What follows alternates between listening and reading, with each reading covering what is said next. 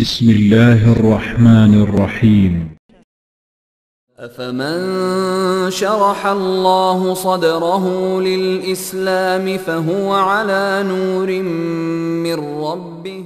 تذكر حينما تطوى وحيدا إلى الأجداث عمرك في ذهابي. تذكر حينما تطوى وحيدا إلى الأجداث عمرك. بسم الله الرحمن الرحیم. الحمد لله و الصلاة و السلام علی رسول الله صلی الله علیه و سلم. دوستای عزیز، یک برادر افغان ما و شما که در سن 1.5 سالگی به امریکا رفتن، از افغانستان و اونجا زندگی میکردن، دوباره پس به افغانستان آمدن.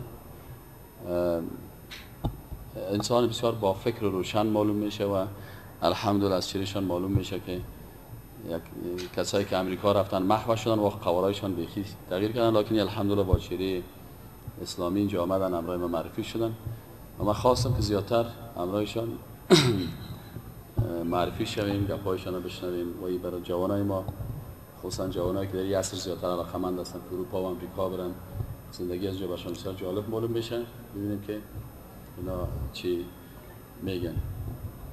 خب اگر شما خودتان خود معرفی بکنین. السلام علیکم و رحمت الله و برکاته. نام ما سوهیل است، سوهیل کبیر. خود ما اینجا تولد شدم با کابل. 1.5 سالگی رفتم امریکا، کل زندگیم اونجا تیر شد. در کدام شهر امریکا بودین؟ با کالیفرنیا نزدیک لس آنجلس. حالا 1 ماه شده که اینجا آمدم. اونجا درس خواندین؟ اونجا های سکول خلاص کردم، کمک کالج رفتم، فاکولته، اما کل وقتم تیر شد با کار کردن. چی کار میکنین؟ چی است؟ اکاونینگ، اصاب داری بود و کار دیگه کارام میکردم. دیگه کار چی کارا میکردی؟ چطور بگویم؟ سیلز.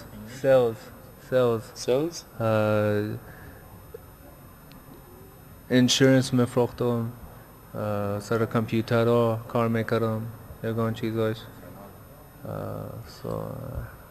هر چیز که بانم پایسال می آورد. وقتی که در امریکا جوان شدین، the first days of your life, how was it? کلان که شدم یک باره دین چیزو نفهمیدم، جز فهمیدم که خدایم الله است، پیغمبر ما محمد صلی الله علیه وسلم است. شنیدم نامای عیسی علیه السلام و موسی علیه السلام.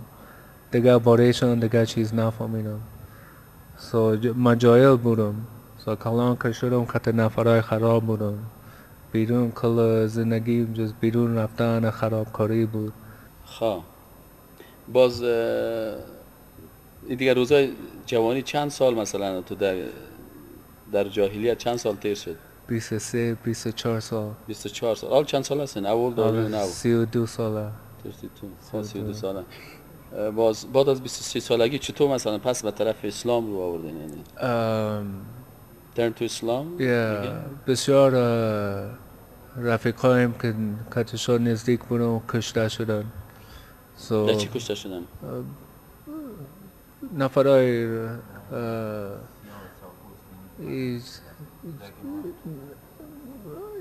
جز نفرای خراب دیگه ما کتا نفرای خراب بودیم، دشمنا داشتیم.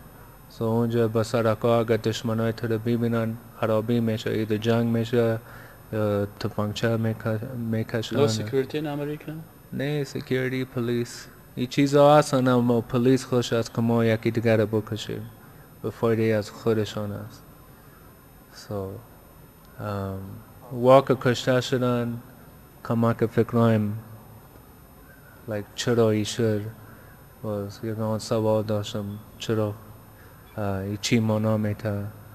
بعد از او ما تکرار کردم ناجور شدم شفاخانه برم این چیزا. بعد از او چی شد این September 11 9/11 yes باز 11 سپتامبر کلگی به قصه چی بود کی کار کرد افغانا مسلمانا کلگی برای دین گپ میزدن. باز من به تو شیشه بودم گپاشو نمیشنیدم. بعد از او ما برای چطور بود برای دین معلومات میکردم. بعد از او پیش رفتم یاد گرفتم پیش که یاد گرفتم جو علما بود یا کتابا میخریدم که به عربی بود باز ترجمانیشو به انگلیسی نشته بود. یا مسجد میرفتم پیش خطیب پیش ملان پیش امام پیش از وام میرفتم ورسا پرسان میکردم ای چی مانا فرق چی است ما بین ما عیسایا یهودا. بنابرتان تشریح کرد چی زیاد سرتان تاثیر کرد که زیاد تغییر بکنید؟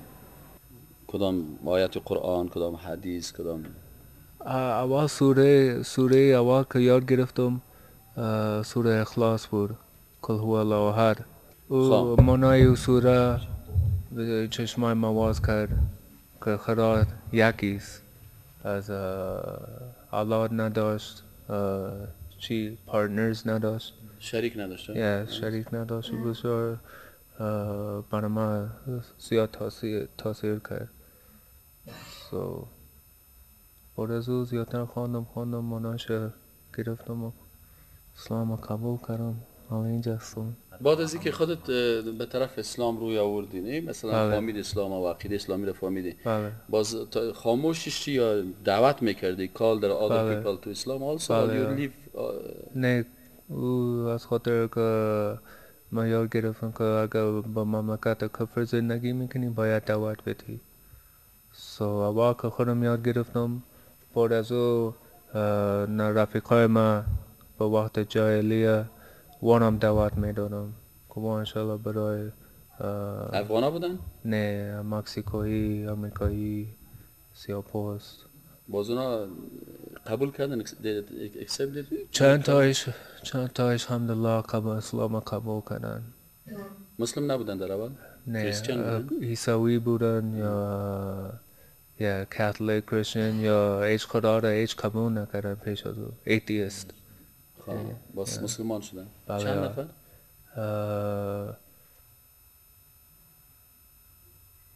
الحمدلله یک 7-8 نفر. نامایشان مثلا برایتان هستن؟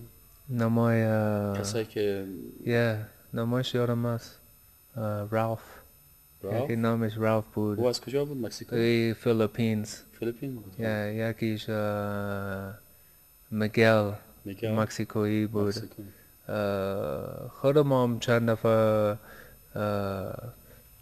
بعد از که صحیح معلومات داشتم برای اسلام من بندی شدم 1-2-3 دفعه. چرا بندی شدیم؟ از خاطر کارهایی که کردم چند پیش از که مسلمان بودم چطور بگم پس پیشم آمد نه از خاطر دعوت نه وقتی که میگه پیش از اینکه من هدایت شوم پیش از I broke the law چیزا کردم شکنی کرده بودم قبل از اینکه پس پیشم آمد dangerous نبود اما اونجا هم دعوت چند نفر اونجا هم الحمدلله مسلمان شدن. 3 نفر نامشان گرفتی؟ چند تا دختران بود و مسلمان شدن اما نام از و یادم نیست. یک بچه از کره بود نامش سام بود و مسلمان شد. یک دختر نام جولی بود و مسلمان شد. و از کجا بود؟ و خود از چین یا یک جای بود. از یک دختر مکزیکویی دیگه هم مسلمان شده. یعنی شما فهمیدین که وقتی که آدم خودش مسلمان میشه وظیفه‌ش است که باید دیگران هم به اسلام دعوت بکنه. بله. What about your family? your father, mother and also sister. از وقتی که کلان شدم پدرم 5 وقت نماز میخوند اما بسیار کار میکرد سو هیچ وقت خانه نبود سو ما را صحیح برای دین چیزا رو یاد نداد اما بعد از که 9/11 که شد کلگی که به قصه دین بود چرایی گپا شد باز کلگی کم با کم برای دین یاد گرفتیم الحمدلله 2 بیادرها دارم و به دین هم آمدن و با نیم زندگیشان به جاهلیت ترام شد و الحمدلله مسجد میرن نماز میخونن این چیزا تشویق کردن به طرف دین. بله یعنی به نظر شما the 9/11 was good for the American people. بسیار خوب چیز بود مسلمان ها رو بیدار کنن بسیار نفر ها رو به دین آورده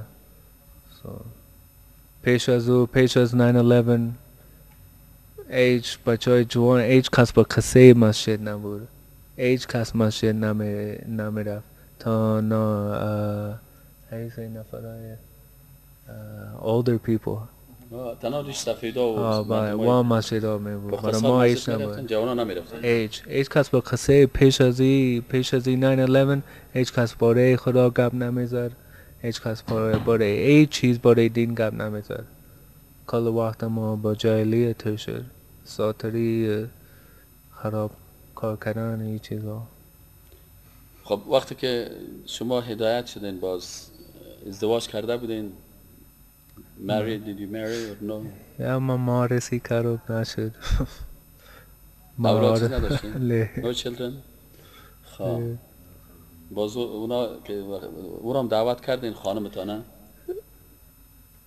بله کارو اما خدا نخواست که هدایت نشد بله افغانی هست خانمتان بله ترکش کردین نفهمید do you live here بله خب حالا که افغانستان آمدین تنها آمدین یا که تنها بله جای کار نمیکنین نه فعلا نه چرا مثلا بسیار جوانای افغانستان they wanted to travel to America and go there and live there but you leave America came to Afghanistan what is the difference between the Afghan life in Afghanistan or United States بسیار نفرها اینجا شاید نفهمن اصلی چی گپ است با امریکا نمیفهمن چی قانونای دولت چی است زندگی مسلمان چطور است کت FBI کت دولت کت پلیس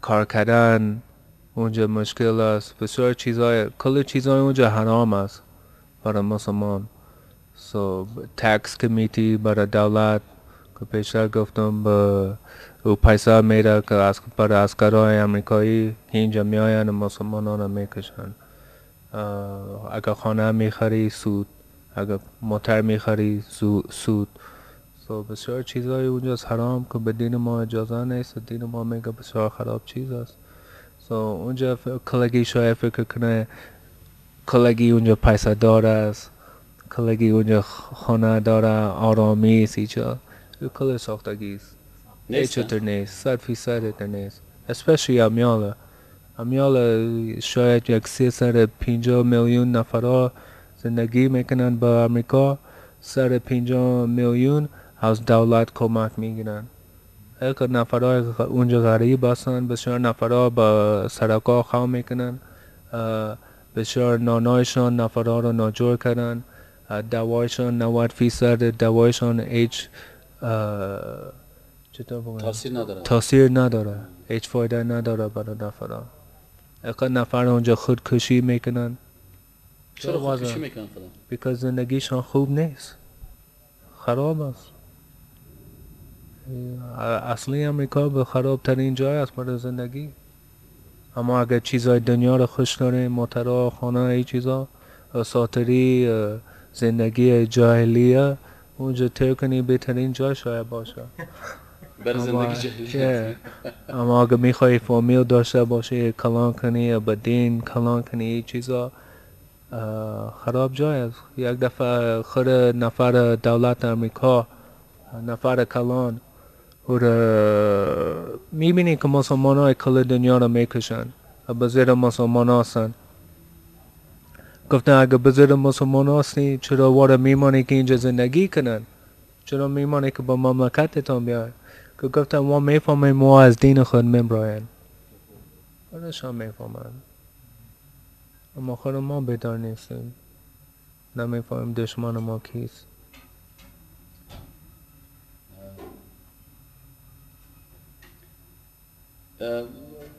خود امریکایی‌ها تو فامیلشان اولاد دارن، زندگی نرمال دارن؟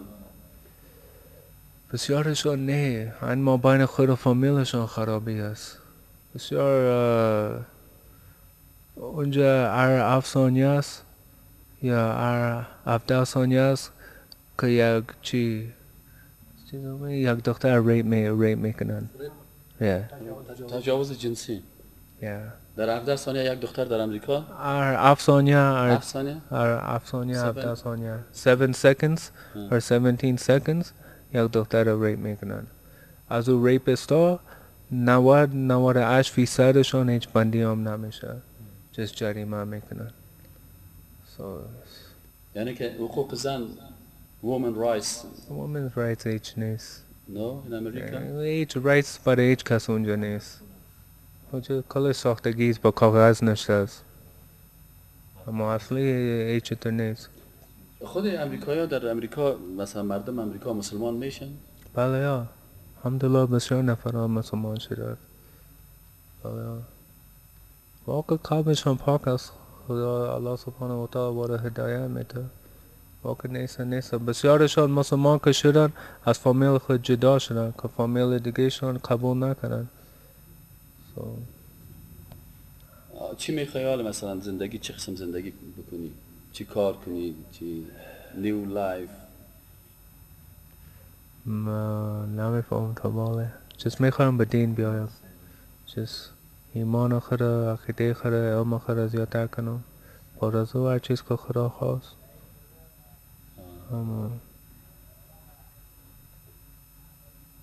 من چیز پلان نکرده و میتونم آمدم.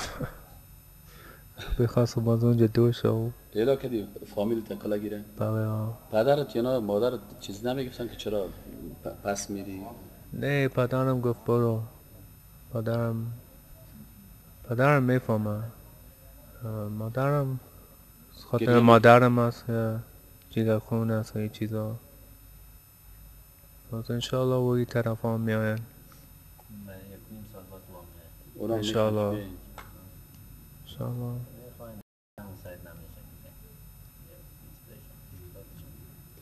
بیشتر گفتی اگر امکان باشه یک فارم صبحی گفتی من گپ زدم درباره مرغا میخواین یک فارم در یونایتد استیت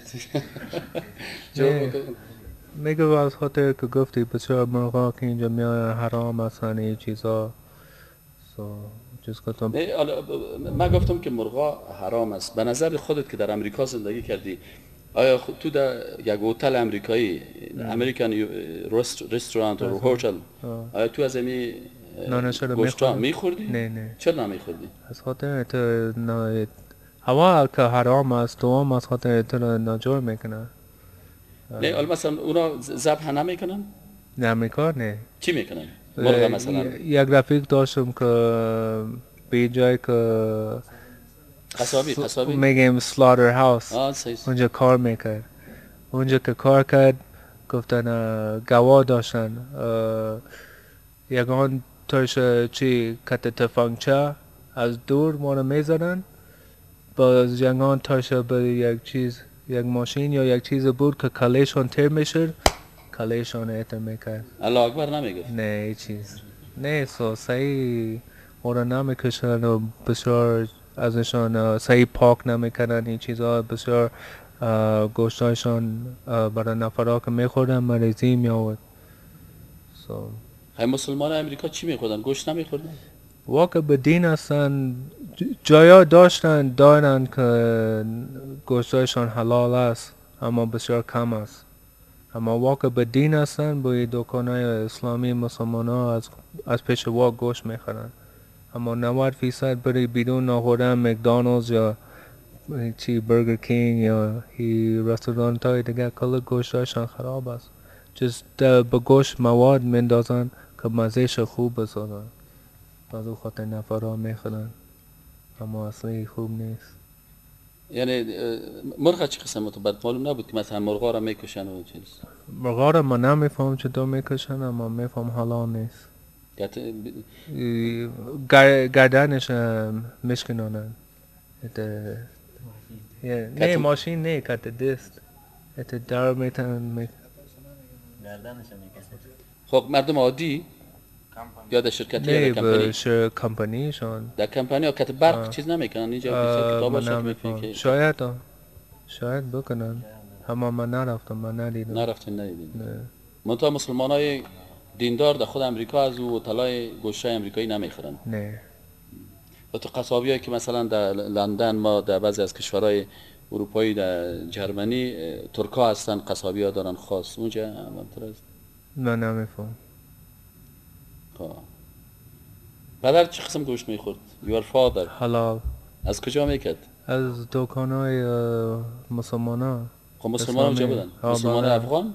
نه عرب بودن. خب یکان تایش از کل کشورها، از عرب بودن، از افریقایی بودن، افغانان بودن اما بسیار کم.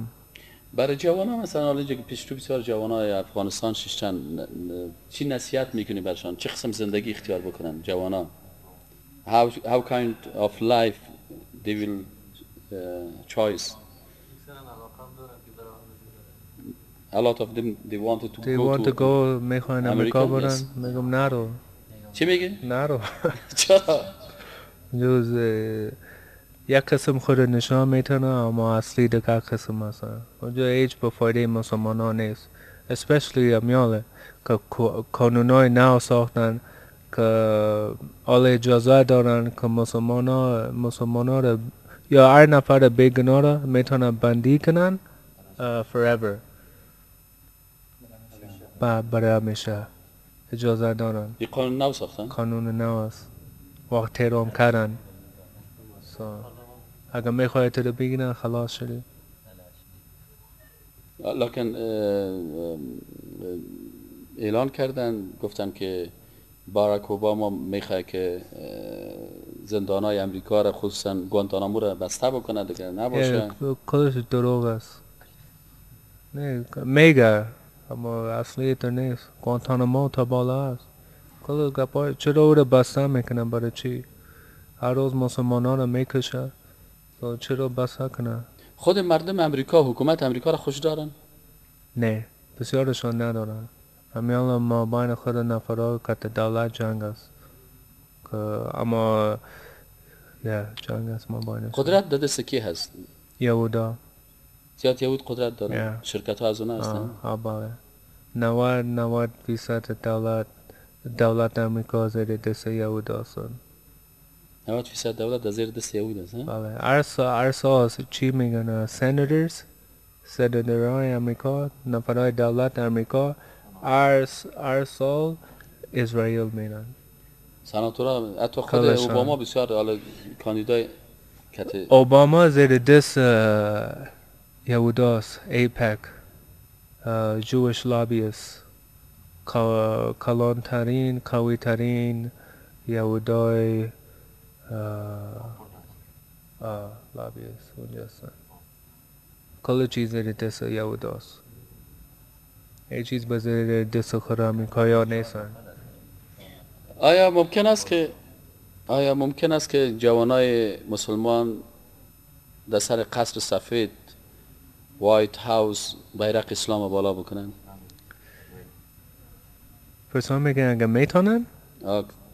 بیرق اسلام Is it possible that Muslim people that the flag of Islam? Inshallah possible.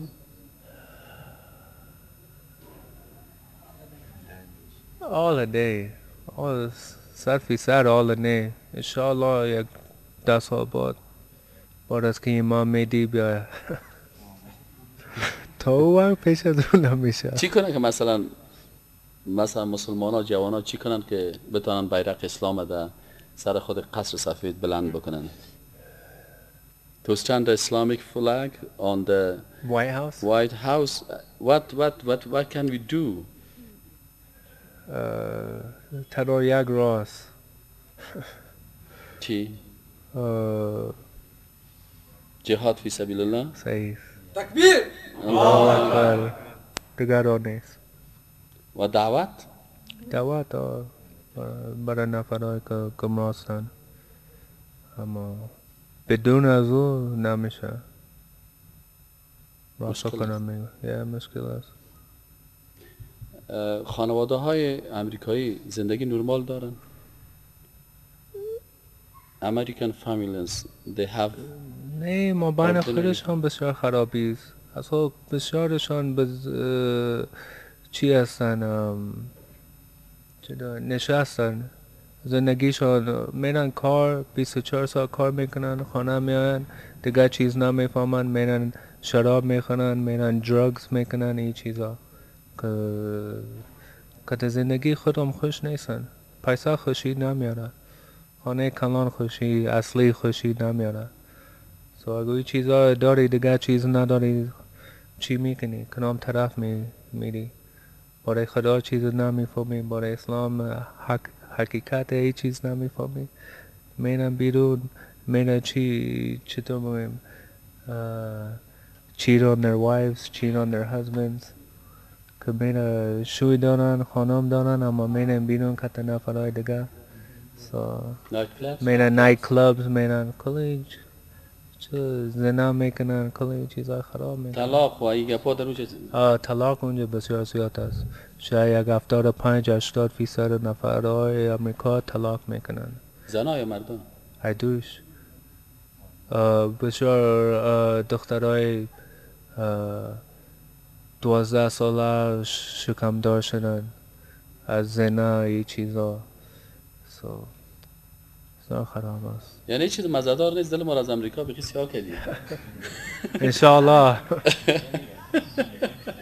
انشاءالله هیچ خوبی نیست. بسیار مسلمان های اونجا میخواین براین، خود افغان ها را که میشناسن میخواین این طرف ها بیاین، اما کسی را نمیشناسن. مثل خودم کلگی که چند نفر که شناختیم که این طرف ها آمدن افغانستان، پس رفتن بسیار چیزای خراب گفتن برای افغانستان، نفرایش، مملکت، خود مملکت. باز بچه های مثل ما جوان هستیم، میخواستیم از اونجا برایم به مملکت اسلامی بریم، اما کسی رو نمیشناختیم. گفتن افغانستان نبیاین، از امریکا هستین، اگر ببینم پاسپورت امریکایی داری خلاص شدی. سازو خاطر بسیار مسلمان های اونجا، افغان ها اونجا بند ماندن، نمیفهمن کجا برن. انشاءالله. خب اگر همی سیدی تو را در امریکا بشنون، میشه برشان به امریکایی بگی برای جوان که اینجا the life is ordinary in Afghanistan they can 100%. به انگلیسی برشان بگو این جوان ها، چون ما جوان های چی؟ با امریکا؟ Okay. in English, yes. Okay. This is to the Afghans in America or in the European countries. You should come out here. There's no problems. There's no issues. People out here are very respectful, and they show you a lot of love. They're your real brothers. They wouldn't want nothing better than for you to come out here, and they'll help you out with anything you need. They don't leave you alone. A lot of brothers over here show me a lot of love, help me out, anything that I need. This is the best life out here. You come into the religion, you're praying in the masjid, listen to the khutbahs, you get a lot of knowledge. You just wasting your time over there. You just be living out there, you're just a slave of the system. You need to come back over here and come back to your religion. And there's no problems, there's no issues. It doesn't matter where you came from, they just show you love. It's all Muslims here. They're your brother or your sister. So, inshallah, I'll see you guys here. اینجا تو که آمدی در افغانستان چی احساس کردید؟ یا جوانایی که اینجا 38 نفر در اعتکاف شدن، بله. معرفی شدی همراهشان؟ کم آره. کم معرفی شدن؟ بله. خب یک نفر به اینجا خدا برش معرفی کنه. بین خدا نزدیک بین. I'm Hafiz Abdul Basit Rizai, and I'm doctor, and come with my respectable teacher in Itikaf. In the name of Allah, I am Abu Bakr, and I am studying in a private university. I am a student in law and politics faculty, and also I am inviting the peoples, the Afghans that are living in America or other foreign countries, that they are Kufri countries, I mean they are infidel countries. I'm inviting them because the life is really, we are really satisfied from the living in Afghanistan, and those that they return from America, they are also showing their satisfaction from living in Afghanistan. Thanks. Bismillahirrahmanirrahim. This is Mir Sadruddin Sadat. I have graduated from Faculty of Language and Literature from Kabul University. I invite all my brothers and sisters who are wasting their time in Western, especially in US and non-Islamic country. I invite them and ask them to just live the life without any goal and objective. Just come, join us. There will be no problem for you. Inshallah, you will be in peace and we will be safe. I ask you to just come to Afghanistan and join us. See you inshallah in Afghanistan. در قدم اول خو سهیل جان به افغانستان خوش آمدید میگم و نام روحلا مسئله پنجه انجینری و از افغانایی که در امریکا هست ازشان خواهش میکنم بیاین در کشور خود. اسم نجیب الله هستم و محصل پنجه طب هستم دیگه. از او از جوانایی که فعلا در امریکا به سر میبرن و در این حراست و نشایط پخش میشه مبنی بر اینکه که گویا از طریق رسانه‌ها که افغانستان یک حالت است و به اصطلاح امنیت وجود نداره و چیزی، ما برشان از اینجا برشان میگیم که بیاین با کشور خودتان دست به دست هم میتیم و میخوایم یک کشور با امن افغانستان با ثبات بسازیم و این در صورت امکان داره که خود ما اقدام بکنیم و خود ما کار بکنیم. Assalamu alaikum wa rahmatullah. My name is Sanaullah and I learn in Kabul University in Economy Faculty. And my idea or my advance is that American Muslim people is this. Those people came to Afghanistan and learn and to live in Afghanistan because all of the people of Afghanistan, all of America or the Afghan Muslim people, every person is Muslim in America came to Afghanistan, such as Afghan or American in every country. Came to Afghanistan and live in Afghanistan because all of the people of the Afghanistan is Muslim and Islam religion is all of the people is brother. And my idea is this: those people came to Afghanistan and live in Afghanistan. Thanks. Assalamu alaikum. شما رو خدا خوش آمدید میگم به افغانستان. از تمام مسلمان ها و برادرای ما که در امریکا زندگی میکنن، ما از او خواهش میکنم بیاین در افغانستان. اینجا کشور صلح است و میتونن در اینجا به آرامی زندگی خود ادامه بدن. افغانای ما در امریکا هستن؟ بله، افغانای ما و مسلمان ها. بله، هیچ ترس حراس نداشته باشین. اینجا یک وطن است که برادری است، اخوت است. Very lovely people از اینجا. نحمده و نصلی علی رسوله الکریم. بسم الله الرحمن الرحیم. اسم محمد عالم و اسم محمد عالم فارغ تحصیل صنف 12 و خودم فارغ شدم. پیامم به برادرای مسلمان امریکای من چنانکه در قرآن عظیم‌الشان الله جل جلاله می‌فرماید انما المؤمنون اخوه، برادر مسلمان است اگرچه در امریکا است. پیام ای است اگر میتواند بیاید در کشور خود ما یک جای زندگی کنیم متحد اسلام یک اسلام است، قرآن یک قرآن است، پیغمبر ما یک پیغمبر است و الله ما یک واحد لا شریک است. اگر پیام ای است که اگر نمیتواند، خدا کنه که انشالله یک روز بشنویم که در امریکا چنان که استاد محترم ما گفت که در قصر سفید قسم بیرق اسلام بلند کنیم. امید ما به برادرای که در امریکا است که اسلام بیرق بلند بکند. با امید از این روز خداوند جل شما را موفق بسازد که به این روز برسیم. In the name of Allah, my name is Salim Zahid and I am in engineering faculty of Nangarhar And before everything, I want to say welcome for Sohail Jan to Afghanistan.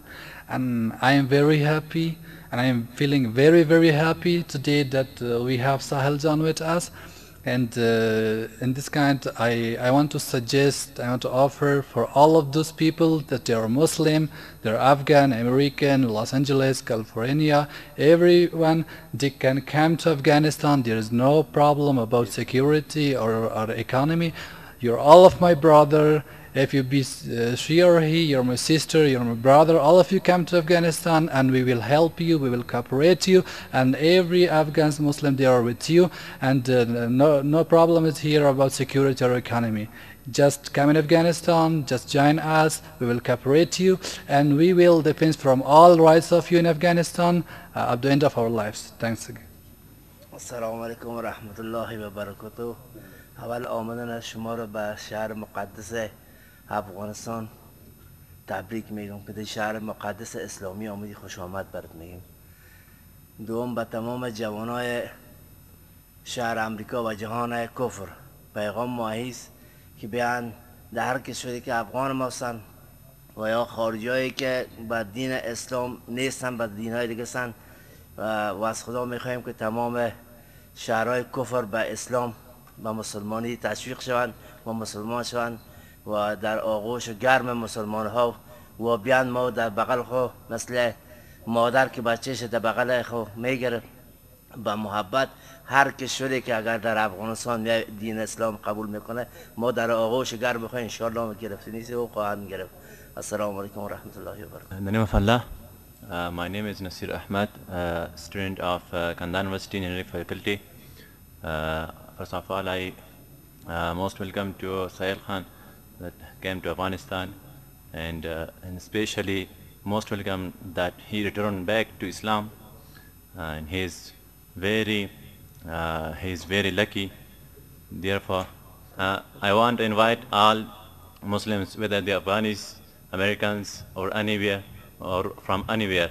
I want to invite them to return to Islam and then come back to whether they want to go any country of Islamic country, for example to Afghanistan, Arab Emirat, and anywhere.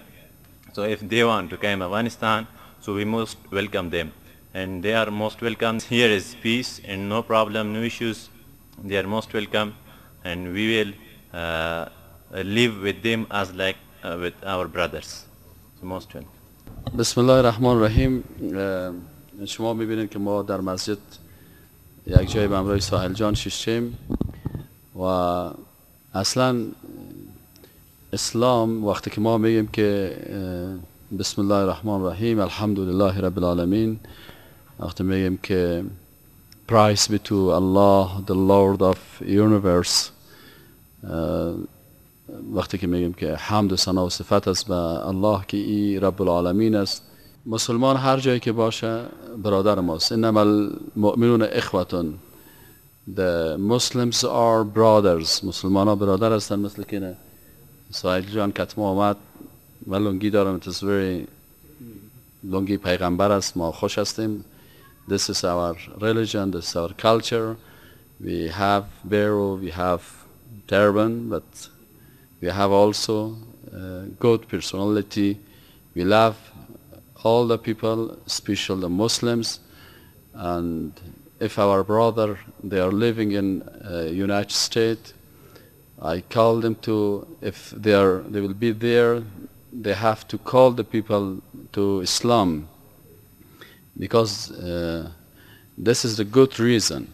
And if they cannot live there and they have any problems there, so as my brother Sohail with us, we are in the mosque, we live with peace. Muslims always live with peace. But why in Afghanistan no peace? Because the foreign soldiers, they enter to Afghanistan by forces. They don't like them. Please, American soldiers, and we ask the American government and also NATO and European governments to leave Afghanistan, and they leave us to live with peace in our country. So if there are any Afghan Muslim in United States, they can come here and live with us with good peace as Sohail, because you know Sohail now he don't have any problem here in Afghanistan. I'm with 38 brothers here. We have itikaf for 10 days.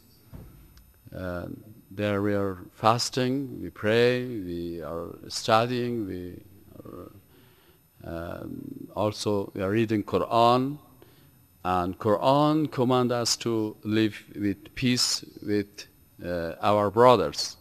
So if there are no foreign forces, there are no war in Afghanistan. You American government, and you are the American soldiers, you made the war in Afghanistan. And if you fight with us, we will fight with you, enter you fight with us. And if you leave the fighting and you start to live with peace in the world, we are ready to live with the peace, because the Afghan people is very peaceful, and Islam is what is the meaning of Islam in English? Islam, you know what is the meaning of Islam? Peace. We have peace with our brothers, with every people. And there is also in Afghanistan, there is a lot of unbelievers. We have Hindus, Sikh in Afghanistan. They are unbelievers. They don't believe in Islam. But we live with them with peace. Why? Because they don't fight with us. Any people started war with us, we will start a war with them, and we will fight. And if they leave the fighting, we are very peaceful people, and Islam is the religion of peace. Thank you. In the name of Allah, just I want to add one thing more. The most Afghans, the most refugees who are from Afghanistan and they are living in other country, they have they're afraid from terrorism or terrorists, and always the Western country or Western people are saying them, if you are go to Afghanistan, as soon as you enter there are terrorist groups and they will kill you, they will arrest you. Let's see what do you mean by terrorist. If we explain a terrorist as someone which afraid the people, we are here. All the US soldiers came illegally and they occupied Afghanistan. They killed our brothers, our sisters. It means they are terrorists and they afraid us. Let's see the same example in Palestine. They killed every day lots of Muslims, thousands of Muslims in Israel. Let's see and let's have a sound judgment then who is terrorist, we, the Muslims, or the Westerns who are occupying. They occupied Afghanistan illegally. They do the same thing in Iraq. They occupied Palestine for several years. It means that we Muslims are not terrorists. Islam is not a terrorist deen. Islam means, as Mr. Dai mentions, Islam means peace. There is no any towards such an idea with Muslims being terrorists or killing anybody else. This idea was imposed or just brought from the Western country. Before their coming, even our people was not familiar with these terms, with this expression, what terrorist is. So my message, my payam for those people, for brothers and sisters in Western, is that not only for Muslims, for non-Muslims as well, that we are not terrorists. Terrorists, US and Israel are terrorists, because every day they're killing and afraiding peoples. Terrorists means afraiding peoples. We don't afraid anybody. Just they are who are afraiding us. Thank you. The other point, I asked the European and American, I asked them, in election, please you choose some ordinary people. You are choosing a government, this will be the terrorist government. They occupy the other countries, they starting the war with the other countries. Therefore, the life of American and European now turn to bad way. Why?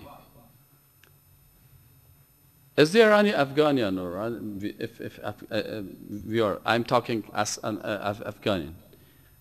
If any Afghanian enter to America or to Europa, we are using any forces? Where? We are in the mosque. We are in our country. Why your governments, why don't leave us to stay in our country and live in our country with peace? Why? You are coming to you are sending, but you are choosing the government. This government is tourist. This government sent your soldiers to our country to kill the people, to bombing, and to send our people to Guantanamo, to jails. So what we can do with you? Please show us what we can do. If you are in place of us, you stand in place of us. If some foreign forces enter to your country and they start to occupy your country, what you will do with them? You will leave them like that? This is the problem of your government. We love the American people, but we don't love the American government. We know the American also have the same problem as we have, and also the European have the same problem as we have. Please change your country and tell them to be very respectful with other people. So our problem is not with the ordinary people of America, and we don't have any problem with the ordinary people of Europe. Our problem with the foreign forces, and we believe, this is our belief, these forces, those occupy our country and they enter by forces in Afghanistan, in our country, they are terrorists. Who is terrorists? All us, we know terrorists who kill the people, who occupy the other countries, they kill women, they kill the ordinary students in the schools, and they bomb the any places. Such as America in Afghanistan, in Iraq, Israel and Palestine, and also in Pakistan. Now you know in Burma, they are killing Muslims because they are Muslim. Where is your democracy? Where is your freedom? You are talking about freedom or democracy? You think you have a good mind? We don't have mind. We are not human body. Our fathers had for 13th century Islamic civilization. Please enter in library and read about the Muslims and Islamic civilization. So please change your idea about Muslims. Leave Muslims to live in their country with peace, and ask your government to command their forces to return to your country.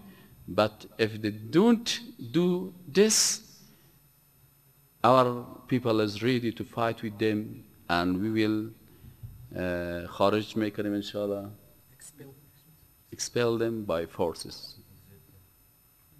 If you like peace, we like peace. If you like fight, we also will start to fight with you.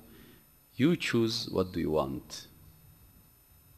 And we ask Allah to show us the true way, because our Lord is not only the Lord of Afghanistan, He is the Lord of universe, the Lord of American, European, Afghanian, black, white. And Allah said, all of the people is same, no difference between black and white, no difference between red any other. I ask all of you to Islam, please come to Islam to live as brothers in this world. And we cannot change the world until we change our idea, and we can change our idea if we read Quran and we become Muslims. Come to Islam. All American and European, welcome to Islam. Thank you. تذكر حينما تطوى وحيدا إلى الأجداث عمرك في ذهابي. تذكر حينما تطوى وحيدا إلى الأجداث عمرك في ذهابي. فسارع في رضا الرحمن دوما، فإن القبر مبتدأ الحساب. فسارع في رضا الرحمن دوما، فإن القبر مبتدأ الحساب. ولا تيأس فإن العجز عيب من الإنسان في وقت الشباب.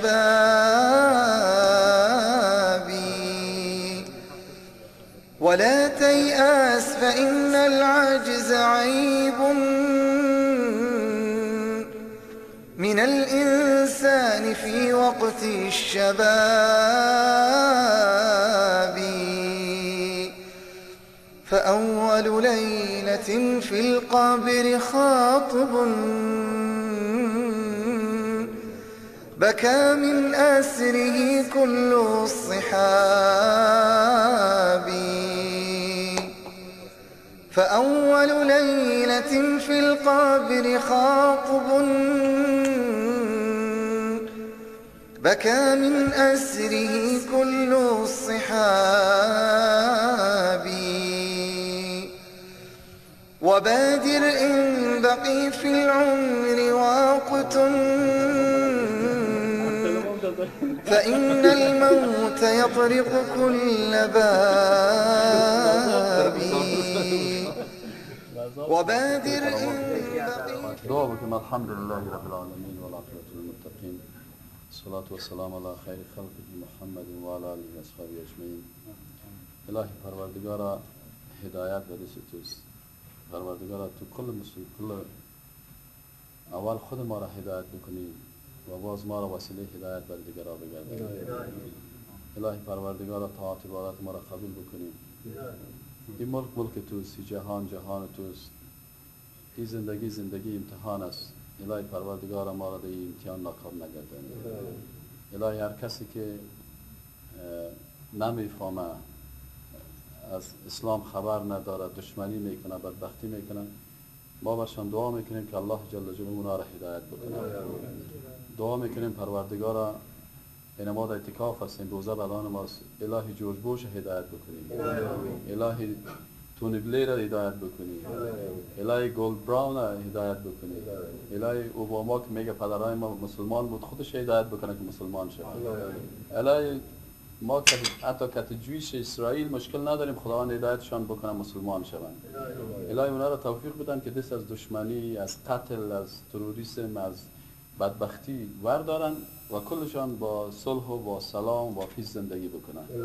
الهی پروردگارا ما برای اگر قدرت داشته باشیم و توان داشته باشیم، یگانه کار میکنیم اویی است که نمیخوایم به جنت تنها بریم. We don't want to go to paradise alone. We want to go with American, European and other people to paradise, because if they accept Islam, they will go with us to paradise.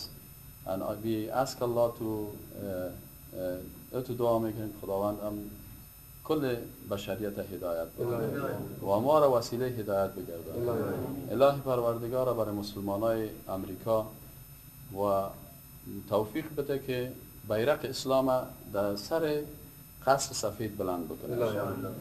برای مسلمان های روسیه الله هدایت بده که بیرق اسلام در سر کرملین، قصر کرملین بلند بکنه و برای هر مسلمانی که در هر کنج اروپا است و ما الحمدلله بشارت میبینیم که جوانا در تمام دنیا بیدار شدن و انشاءالله یا پروردگار خلافت اسلامی را در تمام دنیا مستحکم بگردان که یک خلیفه مسلمان ها باشه، در قصر سفید شیشته باشه و دیگه کلش یا در مدینه منوره شیشته باشه. خوبتر اونجاست که یک خلیفه مسلمان ها باشه که در مدینه منوره و دیگه کل دنیا ولایت ها باشه، ولایت امریکا، ولایت لندن، ولایت افغانستان و او خلیفه مسلمان ها کل رهبری بکنه و قانون کل دنیا قرآن باشه و در روز است که کل بشریت میتونه بعد زندگی نرمال داشته باشه.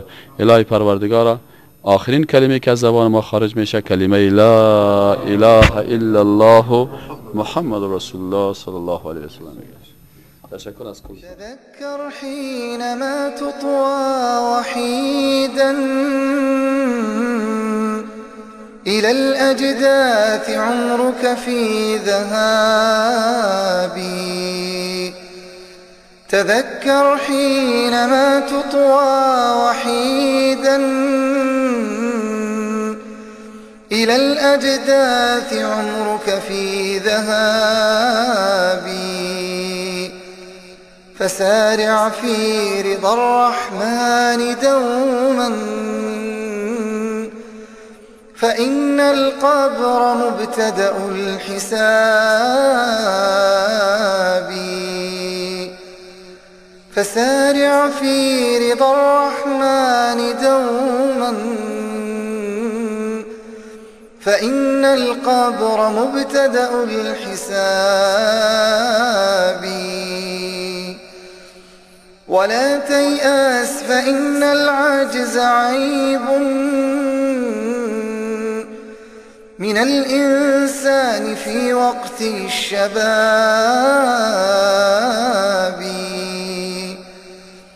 ولا تيأس فإن العجز عيب من الإنسان في وقت الشباب.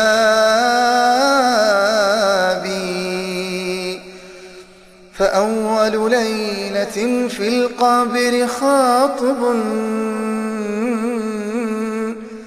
بكى من أسره كل الصحاب. فأول ليلة في القبر خاطب بكى من أسره كل الصحاب.